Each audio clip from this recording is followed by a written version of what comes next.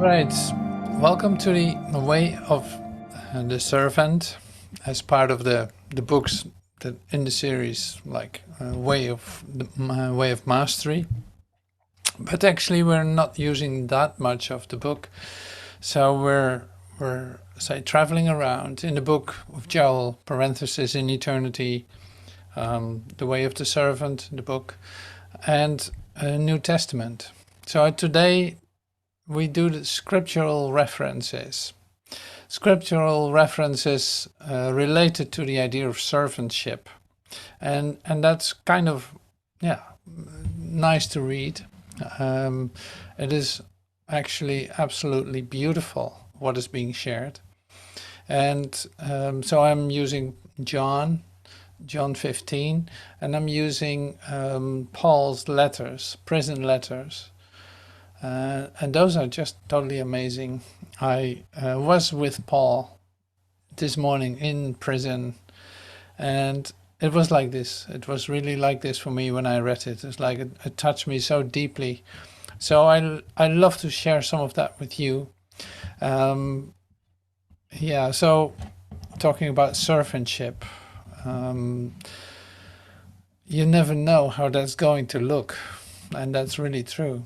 So that is as raw and as pure and as deep and as direct as it is. And that's beautiful to see that. So you go through everything, in other words. You go through every part of the, say, undoing of you with all your ideas, with all the ideas about what awakening is and transformation, which has in the end nothing to do with the actual process. And this is, great to look at it, because we can take certain parts out of it and have a different look at it. So we do this, of course, with many of our meetings. We actually take time to go through what you know or what you have heard like 100 times, maybe even more. But you didn't stand still, or maybe not as still as you could, and miss, for instance, a little part in it. That happens to me all the time. So when I start reading it again and taking really a lot of time to slow it down, to actually hear what it says, it becomes absolutely beautiful.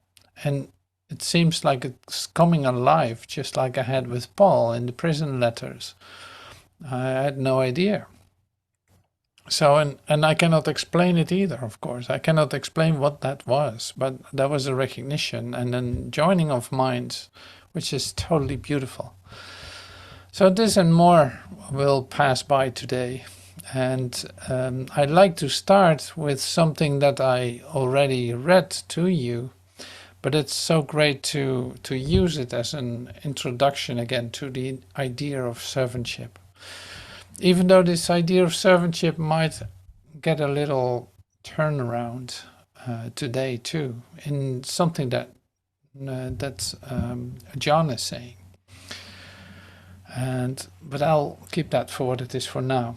So first we're going to listen to say a really like a poetic part of this book, like the Way of the Servant. And so we actually use, I think it's book 2. Yeah, we use book 2 a bit. And maybe I should pull it out. I think we read this together. I don't know exactly. I'll leave it for this. So sit back and relax. I would invite you to do that.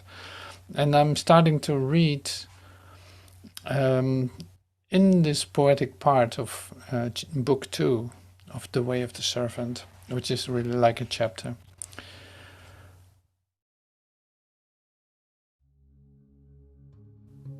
I am a circle of heavenly light, embracing all things, knowing all things, allowing all things. My splendor fills the vastness of space. and is contained between two thoughts. The wind is birthed from my holy breath and carries my glory to all far places. I am the power by which all dreams are dreamt. I am the purpose of all actions performed. I am the way, the truth, and the life, and the whole of creation returns to the Father through me. I am the prayer, the praying, and the answer. I am the dream, the dreamer, and the awakening.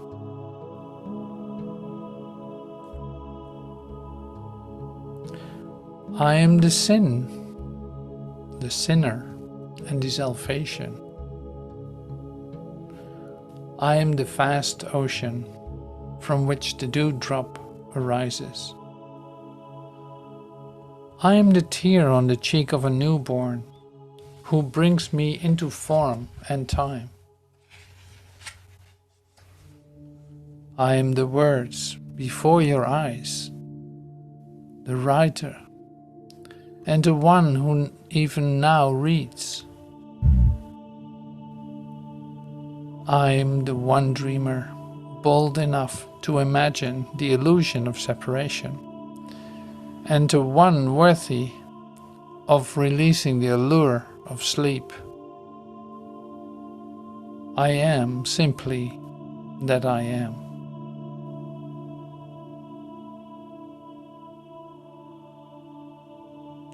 I am simply that I am.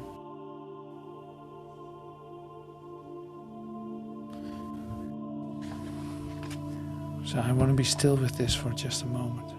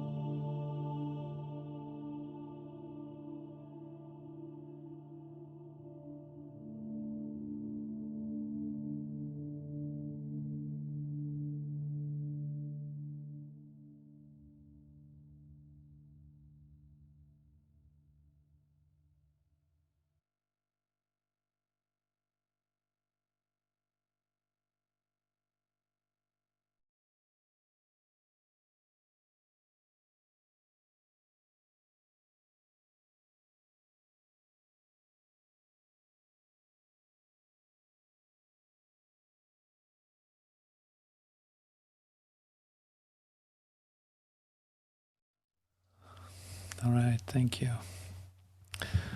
So I wanted to start like this, just to be quiet or still for a moment. And today the biblical references, and we go to that in a moment. But actually I want to start with this idea, which is what I recognized with the idea of Paul being in prison and writing his letter, like totally loving. We come to that later, but what I want to say is this: is like the circumstances in which you go through your transformation or your awakening, the circumstances where you think like, well, this is so heavy, or it's so difficult, or it's so whatever it is, is only say because of the idea that you hold that there's an order of difficulty in that, like as if one thing is more difficult to see truly than another thing, and this can keep you quite busy. So because it's like, to you it has become really important. For instance, just to mention an idea, it's like, imagine that I don't have finances and I'm struggling with that for years. So that has become for me very like a hot item, very important. I invested all my energy into that, to trying to solve that problem. So it's really like a hot item. It seems to be much more difficult than any other area in my existence where I try to deal with the problems that I meet. See, and what I try to say is this: is like this has only to do with the way that you look at it, with the way that you're used to looking at it, and that makes the difference. Like you think you can compare one so-called difficulty in your life with another, and that comparison makes sense just because of the way how important it is to you. You could say like how deep your investment is in it. And so this I realized when I was reading, say, Paul's letter, Paul's prison letter. It's like no matter what, in what situation you are, this always works. Like it is not dependent on the order of difficulty that you see or that you compare yourself with others or with yourself, with the fields that you are heavily invested in. And you make that a huge obstacle if you think there's a difference. But it's good to know that there is no order of difficulty in illusions. You know, in illusions in the sense of, okay, you don't see what is going on. If you would see it, you would be able to step out of it. You're actually not seeing what you're doing. That's why you're so, say, absorbed with it. And this is an interesting idea to be aware of, that there's no order of difficulty in illusions, as I say. It's like, no, all these say orders is human idea, is human identity, is whatever you give it, whatever you put your energy in. Now, in this theme comes back in everything. So as a servant, you could say, or as a teacher or a healer or who knows what, whatever word you use for it, as a student, all these differences are going to be the same in the end. You don't see any differences any longer, because you recognize, like, no, this salvation is working no matter what. It doesn't matter in what form. Like all temporary forms are equal in that sense. Like in fact, you discover they're meaningless. Or in fact, you discover it's not where you really abide. So it keeps you busy more as a distraction from your true purpose than anything else. So why am I mentioning this? Well, I mentioned this in relationship with where Paul is getting himself into, like being in prison. I was considering for myself, okay, so imagine I'm in prison, so would I do my practice different? Like, would I read different? It's like, well, at this point, not anymore, because I'm in the middle of all of it. Like all these ideas are represented, and I'm not, say, taking distance off of them. I invite them in, I allow them to be there, I recognize them as all part of my, say, human frame of reference. There's no order in there at all. It's in that sense a chaos, but it's like all inclusive. So I cannot say like, well, that's not part of me. No, it's a total responsibility for my frame of reference as a human being, as an at least, say, the part that is thinking these things in my mind is the cloud that I recognize to come from here and not from somewhere else. It cannot attack me, it cannot do anything. That is my, say, realization in that. And it doesn't say anything about me at the same time. It represents an echo, say, of the past, like it's representing past ideas that I don't take to be myself any longer. Now this is, of course, a very general way to sharing this. But this is, in your awakening, this is going to be, you could say tested, but it's not really tested. It's more by you taking more responsibility. You start to see that everything is inclusive. There's no exception to be made. No, everything is welcome. I'm inviting it in. I'm not doing anything with it in the sense of trying to solve it or trying to work at it or who knows what. Not anymore. But I'm also not denying it, that it exists.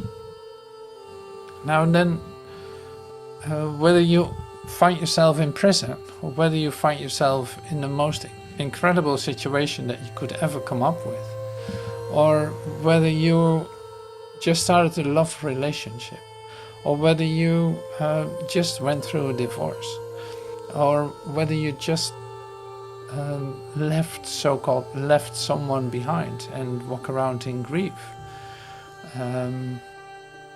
All this, it's all inclusive, it's all part of this, say, human frame of reference, recognizing every part of it as part of me.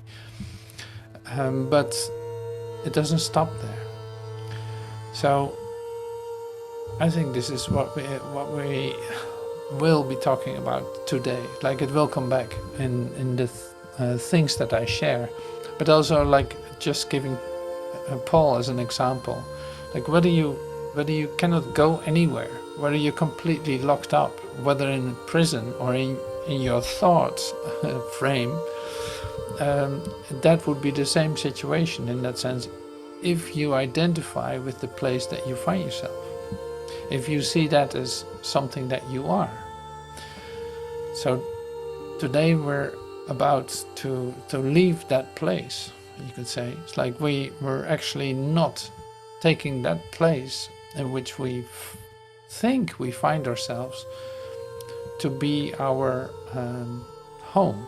It's no, it's a bunch of ideas that I believe in as long as I do, and suddenly I start to see it in a different way, and it didn't bind me at all. Or there was no reason for me to be that hurt about it. Or I went through it all. I had to move through it. But now I see that it was just an idea that I carried with me. Inevitable to go through at this point, but it doesn't confirm any reality in me. So this came to us too through a question of someone who said how to look at this is in relationships, people seem to come and go, some pass on before you know it, dear friend suddenly passes on, dies, suddenly is not there anymore. On a daily basis I was so used to it, to be with this one, and now suddenly it's gone. It's what on earth is this? What is going on? And I referred to that a little bit in the last meeting that we have with the funeral. It's there's always a possibility to experience everything different, but at the same time you cannot stop yourself from going through the feelings that you have, and that's an important step to know that's okay to go through it. It's invite those feelings, don't push them away. No, cry as much as you do, or allow yourself to grieve through go through a grieving process. And all these things. It's not that in your awakening or transformation that you don't have those feelings or anything. No, it is just that you're going to say experience this now different, because you are aware of the alternative that is in you. And that is great. So it doesn't take away difficult situations or what appears to be a difficult situation, but now with what you know and what you can say ask for, what you realize yourself to be, you can come to a different way of dealing with every aspect of your human life too. And you become more and more conscious of what is actually going on. So an idea of, say, if you have an experience yourself of there's light and there's love, and I can go within to connect with Source myself, that can be like an incredible help in going through a process of like grieving, or going through a process like losing someone you love, going through that. And so it doesn't take away, you can almost say like a biological response to the situation. Like I know for myself, if something occurs that looks like a human, say, a human occurrence, I still have a response to it, almost like a physical response to it. I cry for a moment. But then at the same time, it's like my mind lets go of it too. And if it comes back, that's fine too. I'm not pushing that away. But also, I'm, on the other hand, also not keep bringing in ideas that are related to what happened, if you know what I mean. It's like I don't bring the occasion back in. I don't do that either. So then it's like the release of this is in fact continuous. So for one moment I go through this intensity and release that. If the next day I still have something to release, yes, absolutely. And I keep repeating that, so to speak. I keep dying in that. Like I have nothing to say about it. I go through that. I allow that to happen to me. So this is really helpful in going through a grieving process, or going through an intensity in which there's an really, say, discombobulating situation, or a situation that really disrupts for a moment your patterns, your ideas. It seemed to come out of nowhere, but it's also like a great opportunity for your awakening, for your transformation. So I remember this for me too. It's like going through an intensity like that, like a huge disruption. I started to release this idea, or these feelings, releasing them. At the same time, in fact, inviting more that needs to be released too. Inviting that in too. It's like, well, since I'm here doing this, I invite that in too, to go through it and to, in fact, like wash that away at the same time. I don't know if that makes sense in what I'm sharing, but to me it is really like a beautiful place to be in the first place. So no matter what the situation is, because if you become quiet, anything can come up for the release of it. For like your dying daily practice is a practice of release, and release brings a different experience to you, in which you suddenly are taken out of it too. So it is first dying, like a downward movement, and it changes into a re-establishment of a connection that is in you. So I hope this is helpful to you. Like, you can use this in all kinds of situations, but it's so important to recognize that you should not suppress anything. You should not deny it or spiritualize it or say overthink it. That's all not necessary. So the greatest thing to do is to allow these feelings to come up and see your natural response to it. And letting it flow, releasing it. So did Paul do that in prison too? Yeah, probably he did too. Yeah, absolutely. So maybe we should read some of Paul. Now I read it first in English, and then Michele will. She shared it in French to me, and I will play that too.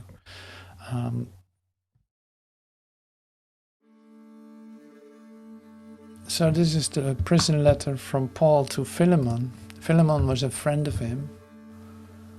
A younger friend is what I read, like a younger friend, and who owned a church somewhere. He was like a rich guy, but that doesn't matter. So here's what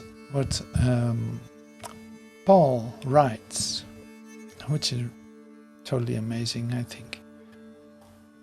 He says it this way: if there is, therefore, any comfort in Christ, if any consolation of love, if any fellowship of the Spirit, if any tender mercies and compassions, fulfill ye my joy, that ye be of the same mind, having the same love, being of one accord, of one mind. This part I'll repeat again, it's so lovely. If there is therefore any comfort in Christ, if any consolation of love, if any fellowship of the Spirit, if any tender mercies and compassions,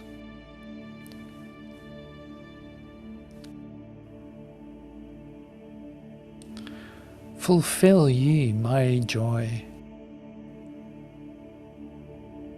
that ye be of the same mind, having the same love, being of one accord, of one mind.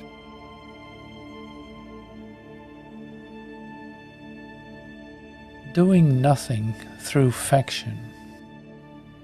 Faction is something like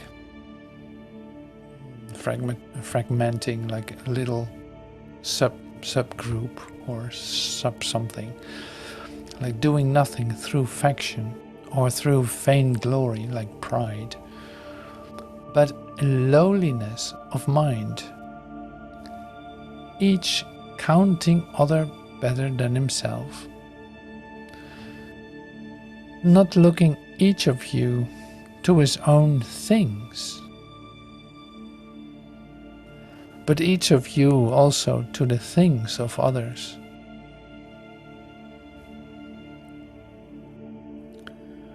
So he's saying this to this so-called rich person who has a lot of possessions. In lowliness of mind, each counting other better than himself, not looking each of you to his own things, but each of you also to the things of others, like making no comparisons whatsoever. Have this mind in you, which was also in Jesus Christ, who, being in the form of God, counted it not a prize to be on an equality with God, but emptied himself, taking the form of a servant, being made in the likeness of men, and being found in fashion as man, he humbled himself, becoming obedient even unto death, yea, the death of the cross.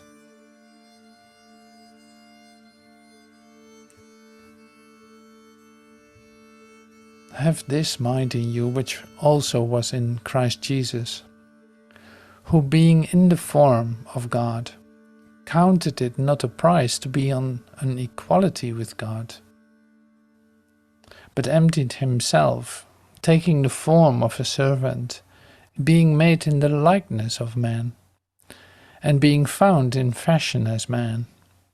He humbled himself, becoming obedient even unto death, yea, the death of the cross. See, now this is great to read this. See, and know a little bit about the background. It's a prison letter. He's in prison. He writes this.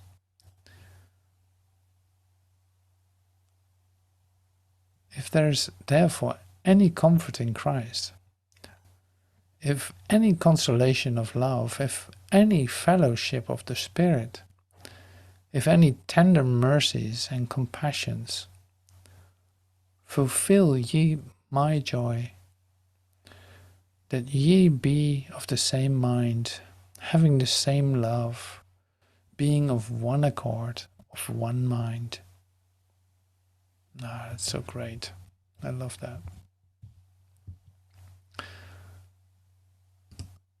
So does that work? Yes. That's so great to read that.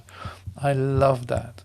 I love that. I love that from him writing this, sharing this. Like we're of one mind.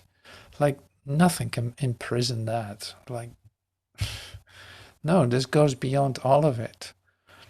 Being like in one mind, being in a whole mind, not excluding anything, not comparing anything, just pure in the experience of that. Like,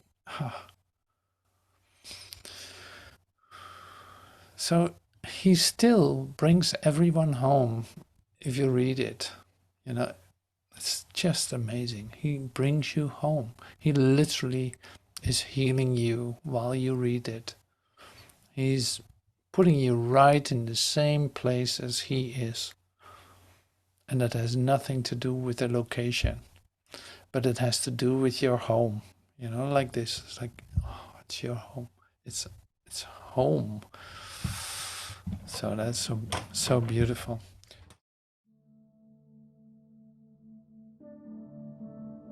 Lettre de prison de Paul à Here, Philémon here we are. 2, 1-8.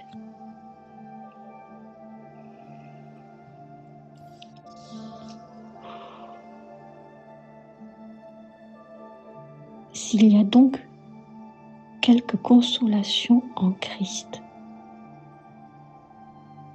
si aucune consolation d'amour, s'il y a communion de l'esprit,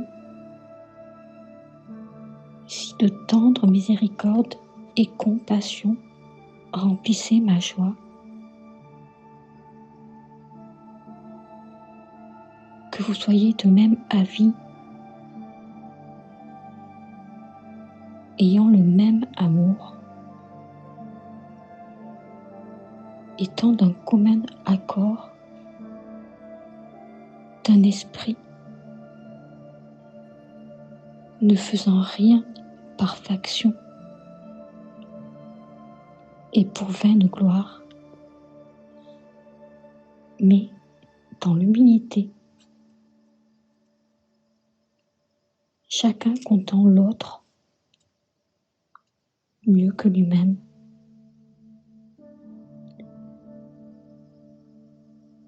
Ne regardons pas chacun de vous à ses propres choses, mais chacun de vous aussi aux choses des autres.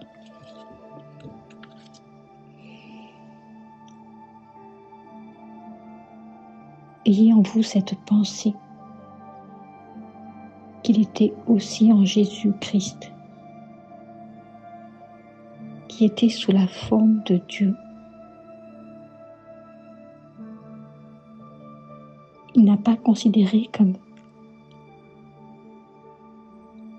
un prix d'être sur un pied d'égalité avec Dieu, mais s'est vidé lui-même,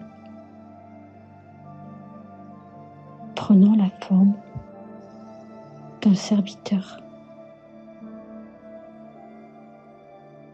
étant fait dans la ressemblance des hommes.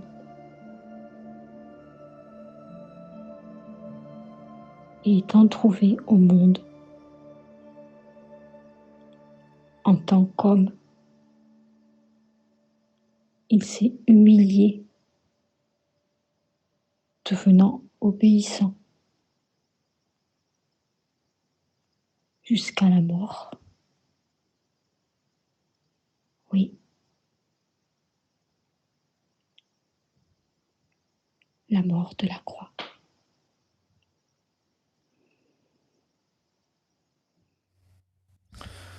Thank you, Michele, for that. So you can see, it's like you can see, and this is for everyone the same story. Is like this comes to life.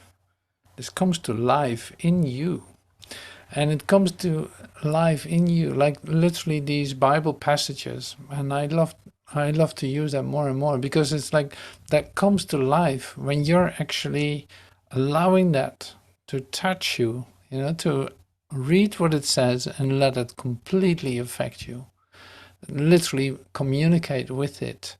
And seeing that Paul is standing right next to you,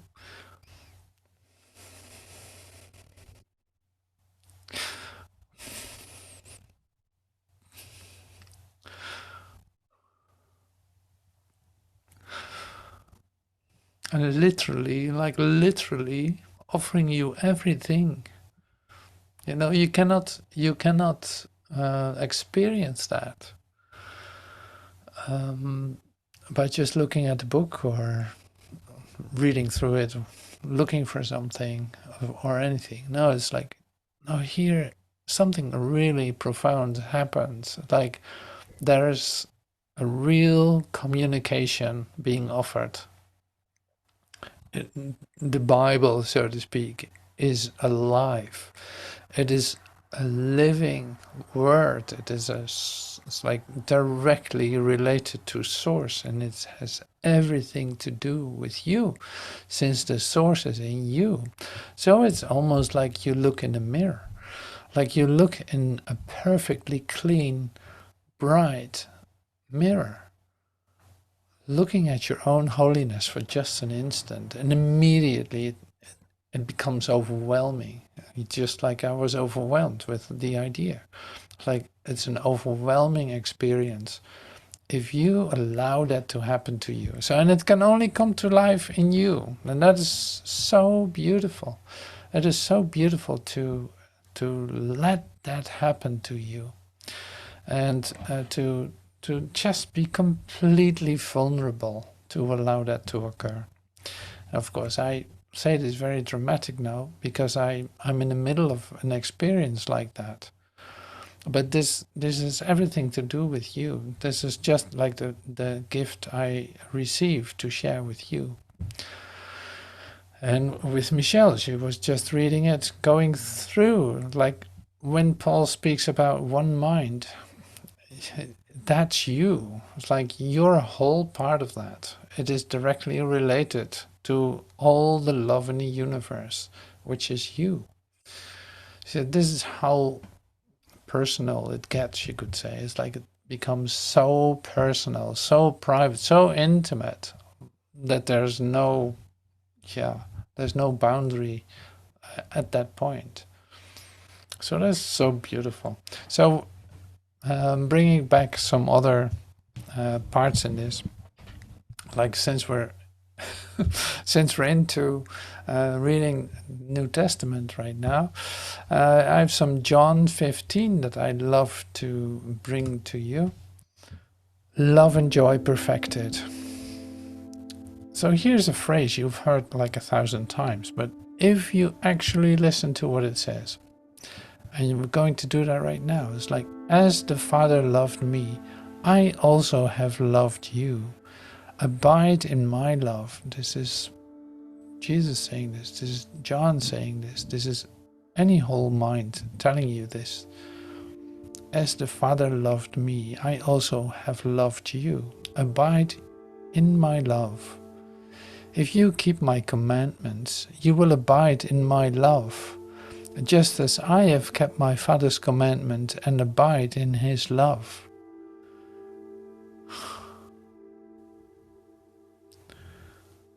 So love and joy is perfected in you if you keep my commandments, my Father's commandments. Love one another. Love your Father. Love one another. That's all. You will abide in my love, just as I have kept my Father's commandments and abide in his love. So this is all totally personal for you. You are my friends if you do whatever I command you. No longer do I call you servants, for a servant does not know what his master is doing. But I have called you friends, for all things that I heard from my Father, I have made known to you. And this is where the idea of servantship completely breaks open. But it can only break open if you allow yourself to hear what the Master is sharing. Like, for all things that I heard from my Father, I have made known to you. So it's like that is included in you. That is, you can recognize that in yourself. Everything is already given you. There's nothing that you don't get from that, so to speak. No, it's a matter of recognizing it in yourself that it is there, and living by that, not being distracted from it. And not being distracted is for instance, being tempted to conflict, being tempted to ignore, being tempted to compare or to compete.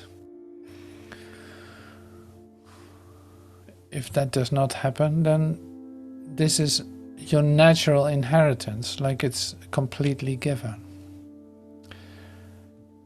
You did not choose me, but I chose you and have ordained or appointed you that you should go and bear fruit, and that your fruit should remain, that whatever you ask the Father in my name, he may give you. These things I command you, that you love one another. So it's like your practice, your willingness to do this. I chose you and you're appointed to do this. Like, you're called to do this and you're doing it. Like, I have chosen you.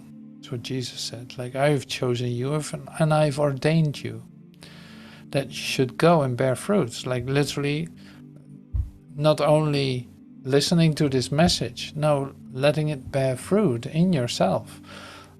Coming to the realization that there is literally nothing outside of you. Coming to the realization that you're whole and perfect as your Father has created you. Coming to the realization that there's no exception in love. These things, whatever you ask, in my Father's name, he may give you. Love one another.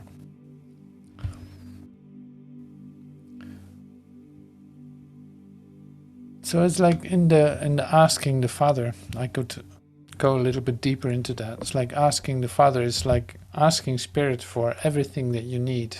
Spirit being the bridge between you and the Father. You as like in the recognition of your Christ mind, in recognition of you awakening to your Christ mind, seeing that everything that you ask to Spirit will be given to you in a way that is helpful for you. And yeah, so that's, don't forget about that, like use that.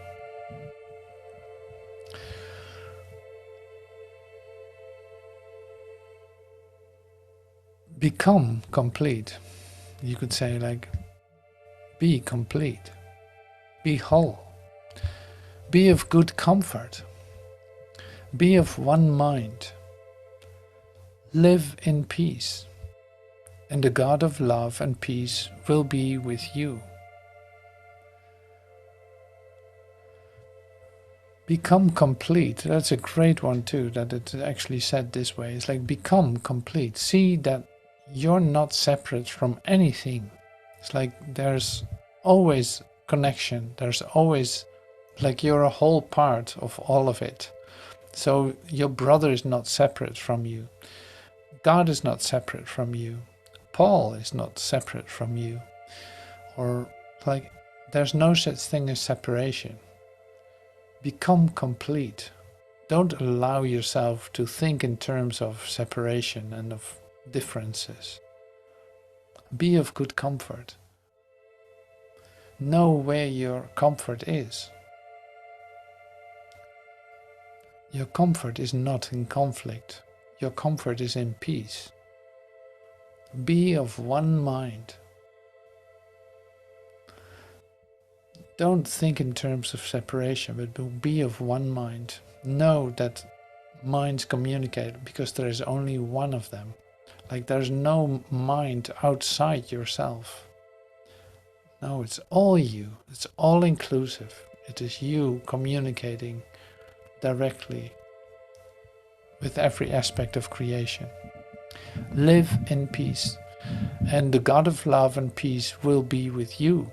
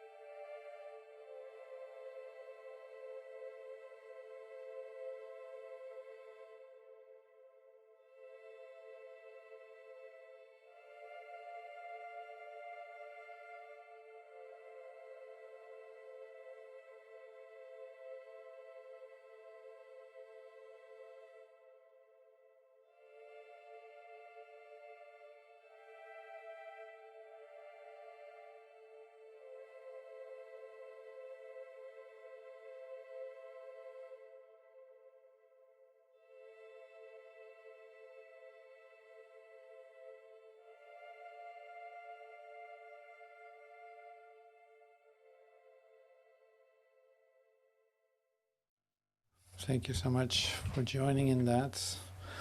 So the next part that I want to do is say, read something of the chapter 2. So you can read with me.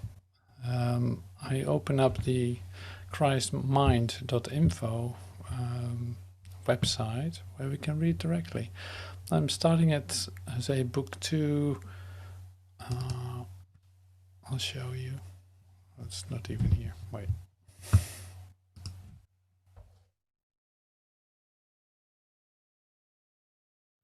So we started at 110.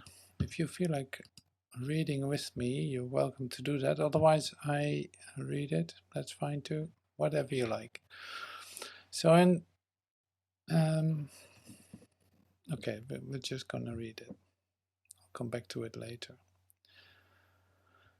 So I'll start. The servant gives as he has been given, but remembers it not, caring not, like remembers it not letting your right hand know what your left hand is doing and all this, caring not for the accolades of the world.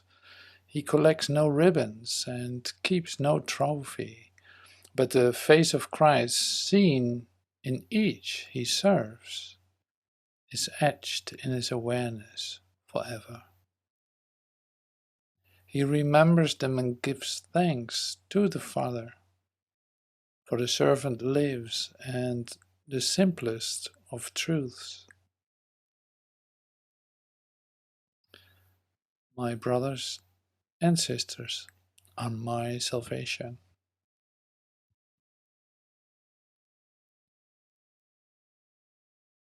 The servant knows she fixes nothing, seeing not a fearful world. She does not deliver it from evil, looking not upon illness. She calls not herself a healer.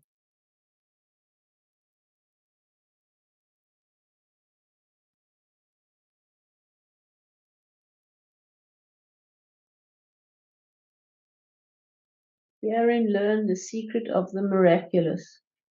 The servant does nothing save to extend love.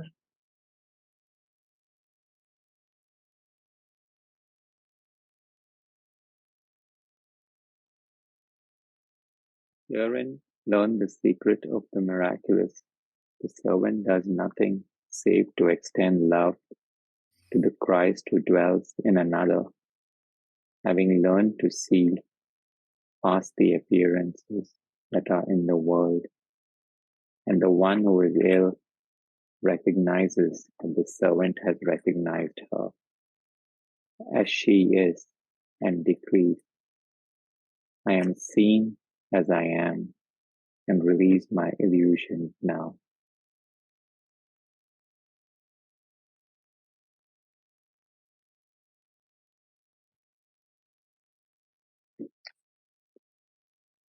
Love heals, and love alone.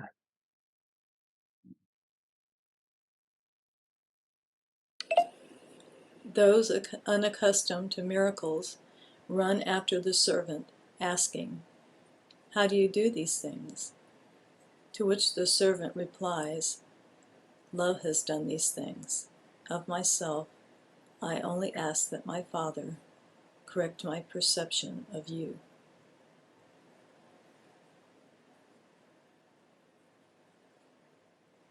Love will flow through any mind that asks for and allows the correction of its perceptions.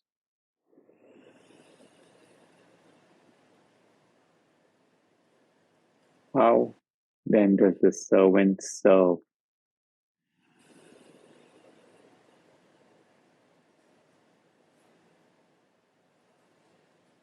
By being By only being the presence of love. only the presence of love.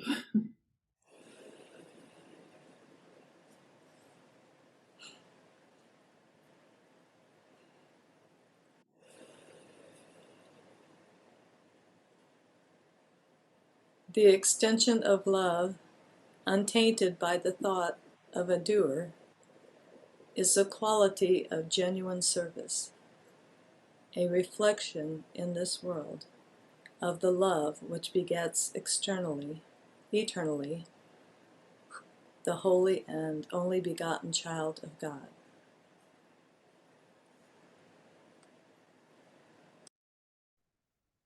Thank you. Thank you so much. So you see here, and this is kind of an interesting part. And since we just also read, it's like, I no longer call you servants, because everything that I received from the Father, I have given to you. Like I've shared all that with you. So now you see that in the doing part, it's like you being an instrument of truth, you could say, to talk the language that we speak. It is like you actually don't know what you're doing. So you trust, you have a recognition of, okay, my source say, expressing itself through me. And of course that source is in me, so it's me expressing that, sure. But now I know where that comes from, and I trust that. Like, I put my faith in that. I just let that flow out, and this makes it like, it doesn't really matter whether we use the term servant or not. It's not that I want to make a discussion about it, but the sense of equality, and this is something that we looked at the other day too. It's like the equality with Christ's mind, since that is your mind. There is no differences. There is no difference between you and the Christ if you realize who you truly are and being in that experience. Then it doesn't matter any longer. So in awe, we saw that the other day too. It's like awe is not appropriate in this situation. Like awe is only to God and to the love of God, since also that is in you. But it's like you're a son of the Father. So it's like you did not create your own Father. He created you in his likeness, sure. But that is the direction. So that's awe is appropriate in that sense. So the equality, just to get it clear, so to speak, the equality between you in your service, you in your discovery of who you truly are, and extending yourself in the things that flow through you, because you have invited it in and are available to express this communicate this by your own experience, makes that you're a friend instead of a servant. Like, a servant doesn't know what the master is thinking, but you actually know where it comes from, that flows through you. So that makes you an equal. That makes you a friend more than anything. So that's sufficient to work with, so to speak. That's my experience. Like, it's sufficient to work with. That's why I can still enjoy a book like The Way of the Servant. Perfectly all right. Because hearing what this says makes it doable for me to enjoy that too, and to be one with that, so to speak, to recognize the communication in that. But it's personal. So the one part that I think is like, why would you want to use words like she does this and she does that? Like, that's kind of a confusing part. That's not necessary to put in there. Like, making this all in the male has no gender connotation to it whatsoever. No, it is you as the Son of God, like you recognizing yourself as the Son of God, which is not a gender. It is just an extension of your Father, and it has been confused with gender for a long time. But that's not necessary. So I really change it in the book for myself when I read it. It's like I really cross it. It's like, no, that's not necessary. So it's like just stay with he and him and his, because it's like the Son of God. And there's a very good reason for that. So it has nothing to do with gender. That being said, it's great to go through these episodes where we actually discover something, like we just did with the reading. So I don't know if you can remember anything that we just read, but that's also not so important. So you can read it again. So you go to this website and you can read it again. But it brings you into a certain recognition, and that's what I love about it. So the recognition that I have with that is the extension, not caring about, here it was said, like trophies and accolades, or it's like rewards, or worldly recognition, or all this stuff. It's like no, that doesn't matter. That's not what this is about at all. I know that I turned down, like it was a couple of years ago, I turned down, and it's like very sophisticated place where I could speak, and it was all kinds of stuff related to it. There was a whole marketing setup for it that I stepped into if I would have said yes. And I had like, oh no, please not, I cannot do that. I don't feel that at all. That is not where I work, this work, but this is not where I extend myself. That is not the place where that happens for me. And that still is very freeing to know that, no, you got to see it like this. It's like I live on a day-by-day basis. I don't care about tomorrow in that sense. I don't care about tomorrow. No, it's like if I'm fully present here today, if I stay in my remembrance, if I say allow peace to flow through me and extend myself as what I am, I know everything is fulfilled. I know everything is complete. So I don't, that is not a concern whatsoever. I don't need to do special things for that.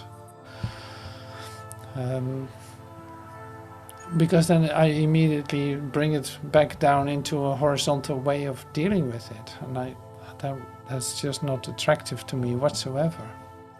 So this is really lovely. Yeah, so this is what I wanted to share with you today.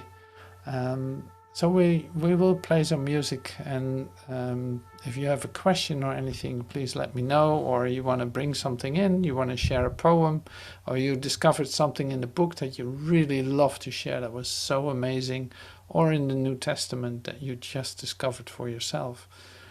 Be totally my guest, whether you write it in the comments or whether you say it here in class live.